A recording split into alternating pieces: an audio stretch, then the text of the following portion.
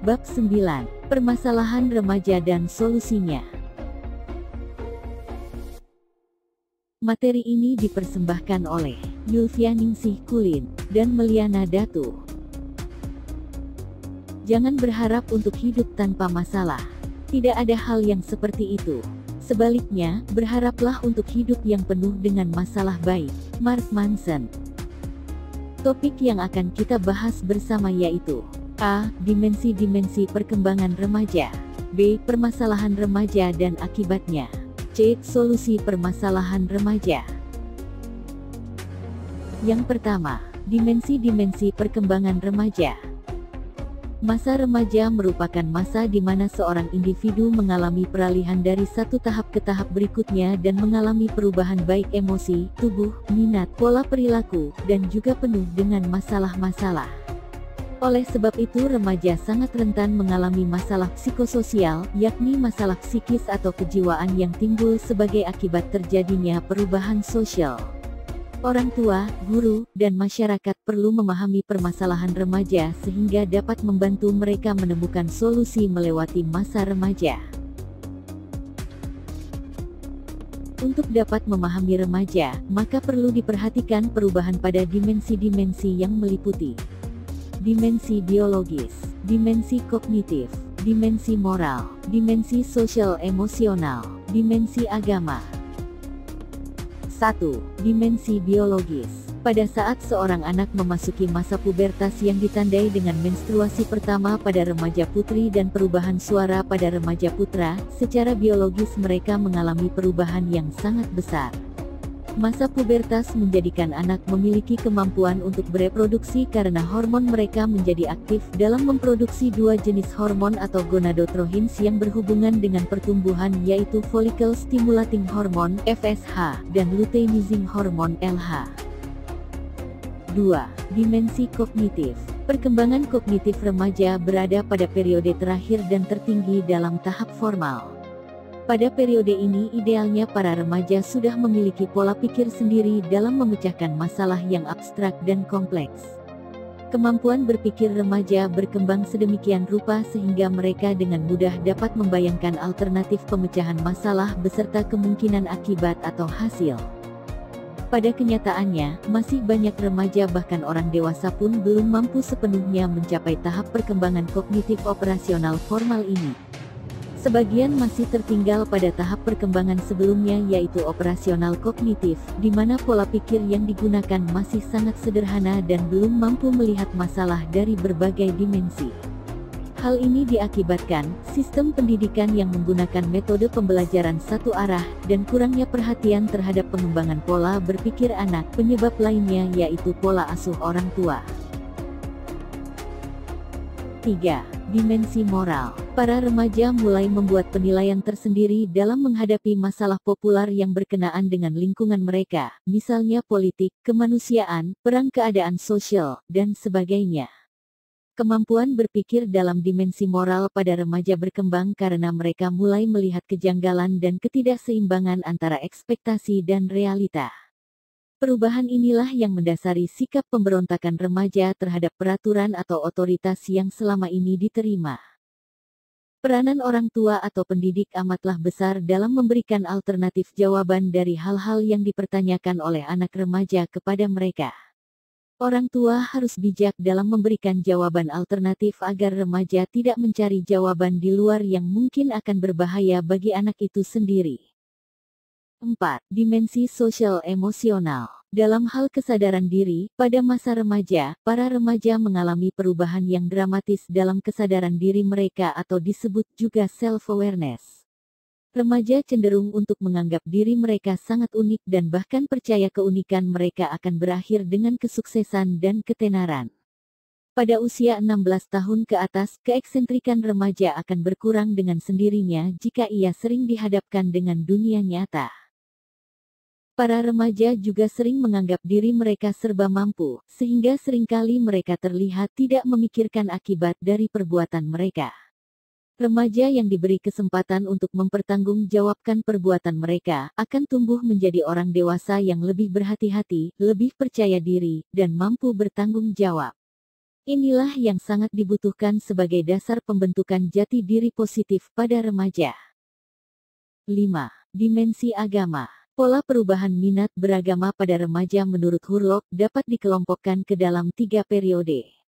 Pertama, periode kesadaran religius. Pada periode ini remaja mungkin akan berusaha mendalami ajaran agamanya, tetapi dalam usaha mendalami ajaran agamanya remaja mungkin menemukan hal-hal yang tidak sesuai dengan logikanya. Pada saat seperti itu mungkin dia akan membandingkan keyakinan agamanya dengan keyakinan agama teman-temannya. Kedua, periode keraguan religius. Pada periode ini mereka mungkin meragukan sifat-sifat Tuhan dan kehidupan setelah kematian. Kepercayaan remaja terhadap sifat-sifat Tuhan banyak dipengaruhi oleh kondisi emosi mereka. Ketiga, periode rekonstruksi religius. Pada periode ini lambat atau cepat remaja membutuhkan keyakinan agama, meskipun keyakinan agama pada masa anak-anak tidak dapat lagi memuaskan keingintahuannya terhadap agama. Darajat menyatakan ada 4 pola kepercayaan beragama pada remaja, yaitu percaya turut-turutan, percaya dengan penuh kesadaran, percaya tapi agak ragu-ragu, dan tidak percaya terhadap Tuhan. Selanjutnya permasalahan remaja dan akibatnya. Permasalahan remaja. Pada tahap perkembangan remaja, perubahan yang terjadi pada remaja yaitu munculnya masalah-masalah akhlak pada diri mereka. Akhlak yang diartikan sebagai kebiasaan kehendak. Akhlak berasal dari bahasa Arab yang diartikan sebagai budi pekerti atau menempatkan sesuatu pada tempatnya serta mengajarkan bagaimana seseorang berhubungan dengan Allah dan menjalin hubungan dengan sesama manusia serta lingkungan sekitar.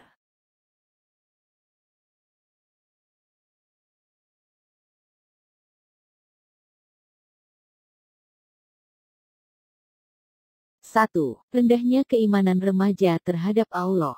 Remaja mengalami kerentanan kepercayaan terhadap Allah. Hal ini dapat dilihat secara langsung dengan adanya pelanggaran-pelanggaran yang terjadi terhadap Allah seperti tidak salat, tidak puasa, berpacaran di depan umum, dan lain-lain.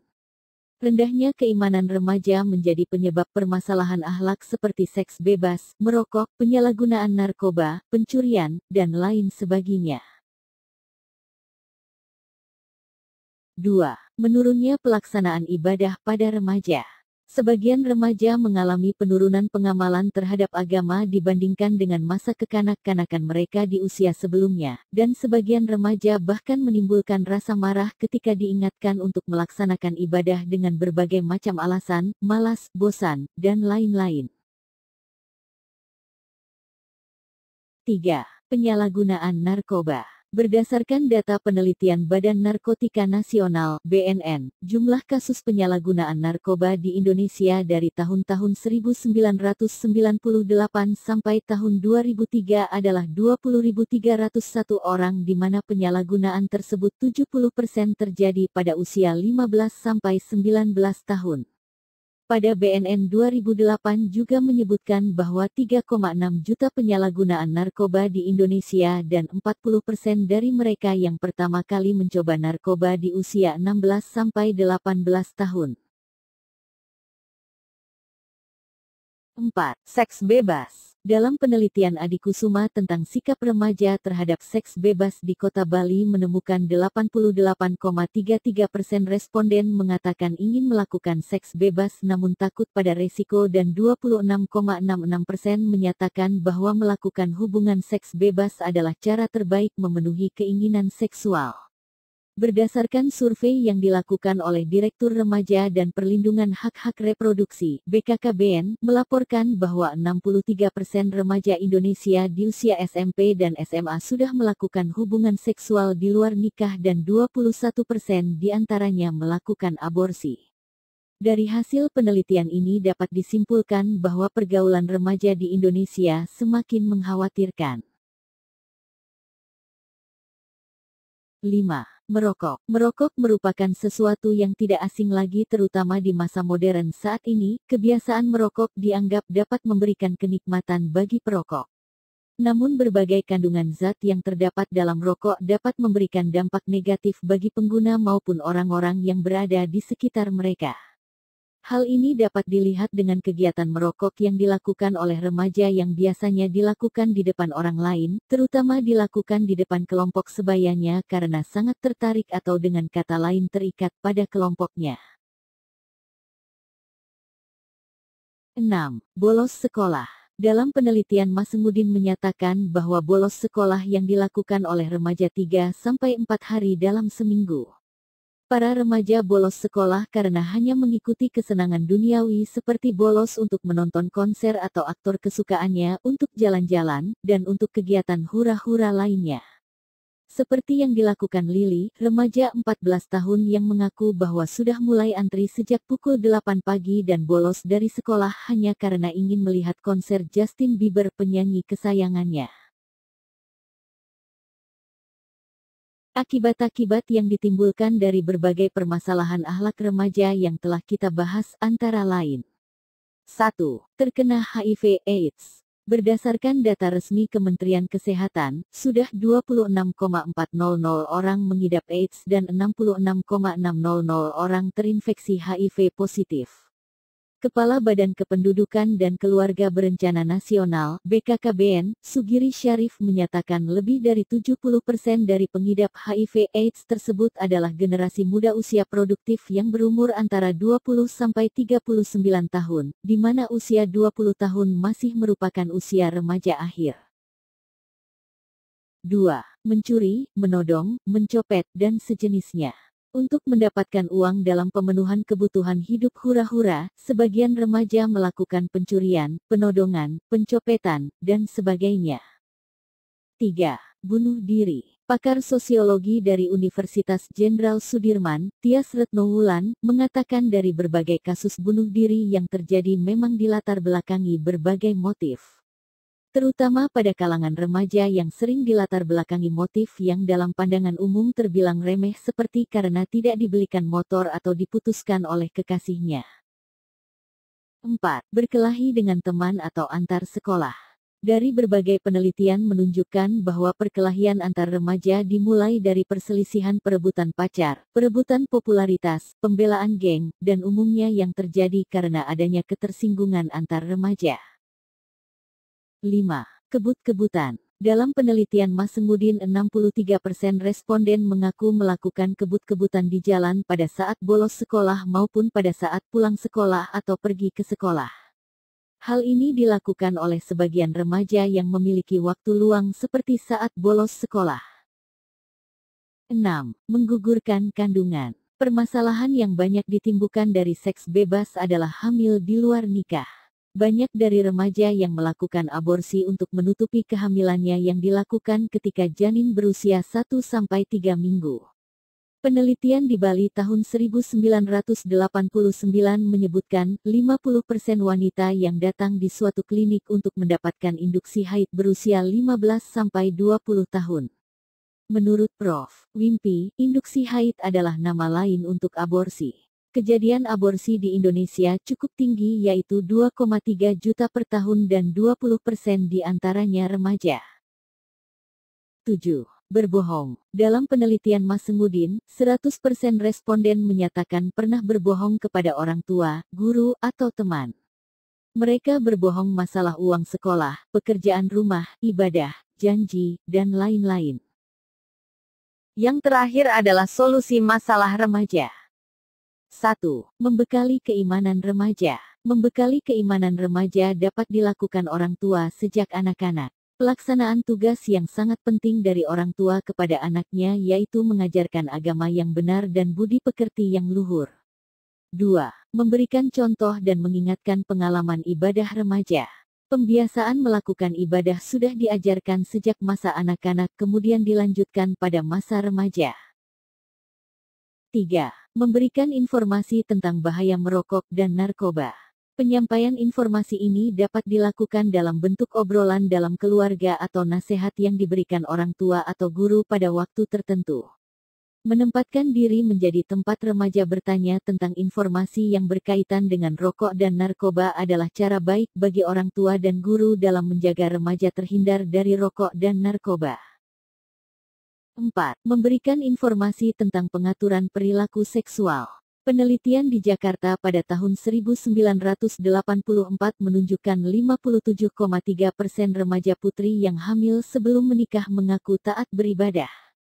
Hasil penelitian ini memang cukup mengenaskan, sebab meskipun mereka taat beribadah, mereka tidak bebas dari pengaruh pergaulan bebas.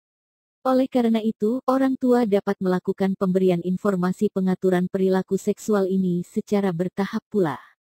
Tahapan tersebut adalah membedakan cara berpakaian remaja putra dan putri, memisahkan tempat tidur anak laki-laki dan anak perempuan, melarang sesama remaja laki-laki dan sesama remaja perempuan tidur dalam satu selimut, melarang anak-anak, orang tua, dan anggota keluarga lainnya masuk ke dalam ruang tidur sebelum meminta izin. Menjelaskan akibat perbuatan zina pada kehidupan dunia baik itu kesehatan, sanksi sosial, dan hukuman. 5. Membiasakan anak bersikap terbuka kepada orang tua. Orang tua adalah orang yang paling dekat dengan anak, maka sudah sepantasnya orang tua adalah orang yang pertama bagi anak untuk menyampaikan keluh kesahnya. Kondisi ini hanya akan terjadi jika orang tua dapat menjadi teman bagi anak. Agar dapat menjadi teman akrab bagi anak, orang tua harus bersikap menjadi pendengar yang baik bagi anak, menjadi contoh yang baik bagi anak, menjadi pemuji pertama bagi kebaikan yang dilakukan anak, menjadi penasehat terbaik bagi anak, menjadi pelindung terbaik bagi anak, menjadi penghukum yang adil bagi anak. 6. Mendoakan anak. Doa memiliki kekuatan dalam menghindarkan dan mengatasi masalah yang dihadapi seseorang. Doakan para remaja agar diberikan petunjuk dan kekuatan untuk melewati dan mengisi masa remaja dengan perbuatan yang baik sehingga menjadi bekal yang baik pada masa dewasa. Jika remaja melakukan kesalahan selalu disebut dengan kenakalan, bukan kejahatan. Kalimat tersebut menunjukkan bahwa secara psikologis kesalahan remaja tidak seluruhnya merupakan kesengajaan tetapi perpaduan antara kebingungan menghadapi perubahan dirinya, dengan ketidakmampuan melepaskan diri dari berbagai pengaruh negatif yang datang dari lingkungannya. Sikap empati dari orang dewasa terhadap perilaku salah yang dilakukan remaja sangat diperlukan agar remaja tidak memberi label dirinya jahat dan buruk. Di samping itu persiapan menghadapi masa remaja harus dipersiapkan orang tua, guru, dan masyarakat sebelum seorang anak memasuki masa remaja.